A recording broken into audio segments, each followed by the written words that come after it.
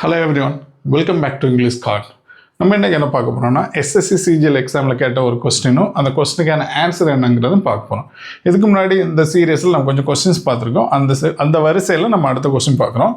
Question என்னன்னு பாத்தீங்கன்னா ஒரு சென்டென்ஸ் தந்திருக்காங்க. அந்த சென்டென்ஸ்ல ஒரு பர்టిక్యులர் செக்மெண்ட்டை அண்டர்லைன் பண்ணிருக்காங்க. அந்த அண்டர்லைன் பண்ணிருக்கிற செக்மெண்ட்டுக்கு பதிலா நமக்கு ஒரு 4 சாய்ஸ் தந்திருக்காங்க. We have to select a particular choice, correct choice, okay? So அது வந்து என்னன்னு பார்க்க போறோம். For sentence என்ன பாருங்க. I used to swim across the river when I was young. Okay, so I used to swim across the river when I was young. இதான் sentence. இதில் வந்து used to swim across அப்படிங்கிறத வந்து underline பண்ணியிருக்காங்க. நம்ம அதுக்கு பதிலாக சாய்ஸை செலக்ட் பண்ணோம். இந்த used to, okay, so இந்த used toங்கிறது பார்த்தீங்கன்னா எங்கே யூஸ் பண்ணுவாங்கன்னா, so it's a format. Past habitual action.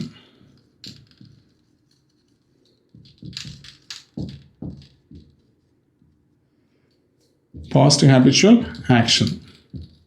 இந்த பாசிட்டிவ் ஹேபிச்சுவல் ஆக்ஷன்னா நமக்கு கடந்த காலத்தில் ஒரு பழக்கத்தை நம்ம வந்து ஃபாலோ பண்ணிகிட்டு இருந்தோம்.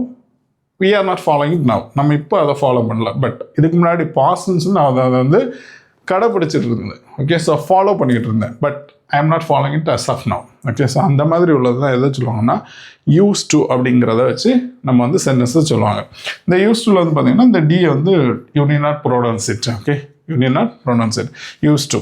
I used to swim across the river when நான் சிறுவனாக இருந்தபோது நான் இந்த ஆற்றின் குறுக்கே நீந்துவதை வழக்கமாக வைத்திருந்தேன்.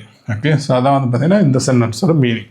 இப்போ நம்ம என்ன பண்ண போகிறோம்னா இந்த சென்டென்ஸுக்கான அண்டர்லைன் பண்ணிக்காங்க. இந்த அண்டர்லைன் பண்ண செக்மெண்ட்டுக்கான ஆன்சர் என்ன, அதுக்கான சப்ஸ்டியூட் என்ன அப்படிங்கிறத பார்க்க போகிறோம். ஸோ நான் ஆல்ரெடி சொல்லிட்டேன் இது ஒரு பாசிட்டிவ் ஹேபிச்சுவல் ஆக்ஷன். கரெக்டாக? ஸோ அப்போ இது என்னவாக தான் இருக்கும் நமக்கு பாஸ்ட் டென்ஸ். கரெக்டாக? அப்போ நமக்கு தந்துடைய சாய்ஸ்லேயும் பாஸ்ட் டென்ஸை தான் செலக்ட் பண்ணோம். அப்போ இங்கே எதெல்லாம் ப்ரெசன்ட் டென்ஸில் இருக்கு பார்ப்போம். ஃபியூச்சர் டென்ஸில் எது இருக்குங்கிற பார்க்கலாம். இங்கே வந்து பார்த்தீங்கன்னா வில்லுனாலே என்னன்னு புரிஞ்சுக்கணும். தட் மீன்ஸ் அது ஒரு ஃபியூச்சரை மென்ஷன் பண்ண அர்த்தம். கரெக்டாக? Will swim across. பட் நமக்கான ஆன்சர் என்னவாக இருக்கணும்? Past habitual action. அப்போ அந்த பாஸ்ட்டை தான் நம்ம டினோட் பண்ணோம். அப்போ எது இல்லை சாய்ஸ்? வில் ஸ்விம் அக்ராஸுங்கிறது இல்லை. இதேமாதிரி கேன் ஸ்விம் அக்ராஸ் அப்படிங்கிறது வந்து பார்த்தீங்கன்னா இதை வந்து ப்ரெசன்ட்டில் தான் யூஸ் பண்ணுவோம். இதை வந்து பாஸ்டன்ஸை யூஸ் பண்ண மாட்டோம். கேனோட பாஸ்டன்ஸ் குட்டை யூஸ் பண்ணலாம். பட் கேனுங்கிறது ப்ரெசன்டென்ஸை மென்ஷன் பண்ணுது. So this is also not valid one. ரெண்டாவது சாய்ஸ் பாருங்கள். Was swimming across. இது வந்து பார்த்தீங்கன்னா பாஸ்ட் கண்டினியூஸ் டென்ஸ்.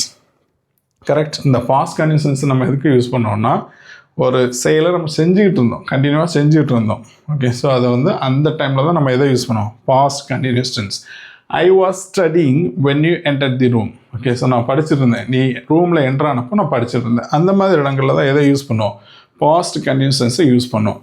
பட் இங்கே வந்து நமக்கு தேவை பாஸ்ட் ஹேபிச்சுவல் ஆக்ஷன். கரெக்டாக? ஸோ அந்த மாதிரி இடங்களில் எதை யூஸ் பண்ண முடியாது? வாஸ் ஸ்விம்மிங் அக்ராஸ் அப்படிங்கிறத யூஸ் பண்ண முடியாது. இங்கே வந்து பார்த்தீங்கன்னா குட் அப்படிங்கிறத எதுக்கு யூஸ் பண்ணலான்னா என்னோட அபிலிட்டியை மென்ஷன் பண்ணாங்க. I could swim across the river when I was young. Okay, so நான் வந்து என்னால் நீந்த முடிந்தது. வென் ஐ வாஸ் யங், நான் சிறுவனாக இருந்தபோது. இப்போ இதுதான் கரெக்டான சாய்ஸ்.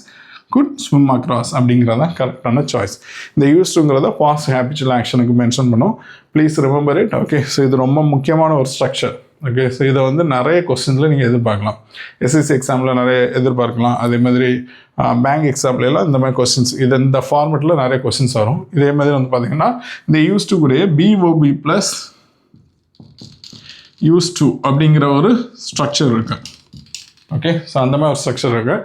அதெல்லாம் நம்ம வந்து நீ ஃபியூச்சரில் பார்க்கலாம். இப்போ இது ஒரு பாஸ்ட் ஹேபிச்சுவல் ஆக்ஷன். இதே ப்ரெசன்ட் ஹேபிச்சுவல் ஆக்ஷன்னா நம்ம சிம்பிள் ப்ரெசன்டென்ஸில் நம்ம மென்ஷன் பண்ணலாம். Say for example I go to temple every Sunday, இல்லைனா I go to gym every day அப்படின்னு சொல்லலாம். ஸோ என்னோட ப்ரெசன்ட் ஹேபிச்சுவல் ஆக்ஷன் அதெல்லாம் வந்து பார்த்தீங்கன்னா சிம்பிள் ப்ரெசன்ஸ் நம்ம மென்ஷன் பண்ணோம். இது பாஸ்ட் ஹேபிச்சுவல் ஆக்ஷன் வந்து யூஸ் டு வச்சு மென்ஷன் பண்ணோம்.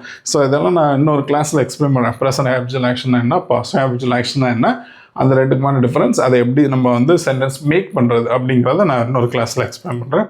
ஸோ உங்களுக்கு இது ரொம்ப யூஸ்ஃபுல்லாக இருந்திருக்கும்னு நினைக்கிறேன். இதில் உங்களுக்கு எதாவது டவுட் இருந்துச்சுன்னா உங்களோட கொஸ்டின்ஸை கமெண்ட் செக்ஷனில் பதிவிடுங்க. I am ready to answer to your question.